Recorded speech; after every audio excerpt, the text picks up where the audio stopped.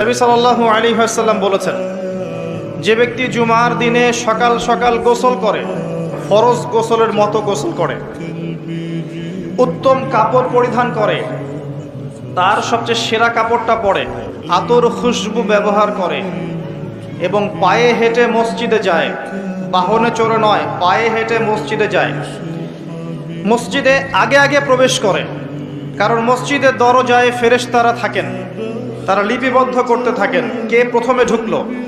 যে সবার আগে মসজিদে ঢোকে তার আমল নামায় একটা উট কুরবানির নেকি লিখে দেওয়া হয়। যে তারপরে ঢোকে তার আমল নামায় একটা গাভী কুরবানির নেকি দেওয়া হয়, তারপরে একটা খাসি, তারপর একটা ছাগল, তারপর একটা মুরগি, তারপর একটা ডিম ইত্যাদি। এভাবে আস্তে আস্তে আস্তে আস্তে নেকি কমতে থাকে। যখন ইমাম খুতবা শুরু করে তখন ফেরেশতারা খাতা বন্ধ করেন, বন্ধ করে বসে পড়েন।